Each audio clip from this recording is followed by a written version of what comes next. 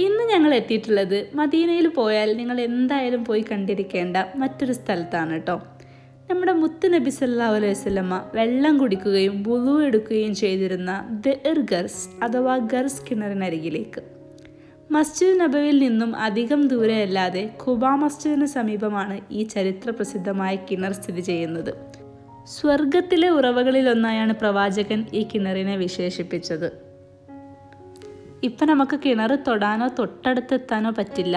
ഇങ്ങനെ കുറച്ച് വേലിയൊക്കെ വെച്ച് സെപ്പറേറ്റ് ചെയ്താണ് വെച്ചിട്ടുള്ളത്. പകരം അതിൻ്റെ ഇമേജൊക്കെ നമുക്ക് ഇങ്ങനെ സ്ക്രീനിൽ ഒരു വിർച്വൽ ടൂർ പോലെ കാണാനുള്ള സൗകര്യമുണ്ട്. തൊട്ടടുത്ത് എത്താൻ വേണ്ടി പറ്റില്ല. അതിങ്ങനെ കമ്പിയൊക്കെ വെച്ച് പ്രൊട്ടക്റ്റ് ചെയ്ത് വെച്ചതാണ്.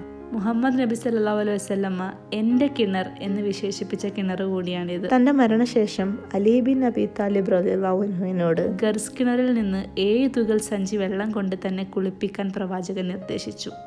ഹിജ്റ യാത്രയിൽ മക്കയിൽ നിന്ന് മദീനയിലേക്ക് വന്നപ്പോൾ പ്രവാചകൻ മുഹമ്മദ് നബി സല്ലല്ലാഹു അലൈഹി വസല്ലമയെ ആതിഥേയനായി സ്വീകരിച്ച സഅദ് ബിൻ ഹൈതമ ബിൻ അൽ ഹാരിത്തിന്റെ വലിയുപ്പയായ മാലിക് ബിൻ അൽ നഹദ് ആണ് ഈ കിണർ കുഴിച്ചതെന്ന് ചരിത്ര സ്രോതസ്സുകൾ പറയുന്നു. ഇവിടെ വരുന്നവർക്ക് ഈ കിണറിലെ വെള്ളം കുടിക്കാനുള്ള സൗകര്യം ഇവിടെ പുറത്ത് ചെയ്തു വെച്ചിട്ടുണ്ട്. അപ്പോൾ ഇനി അടുത്ത വീഡിയോയിൽ കാണാം. Till then stay tuned and take care.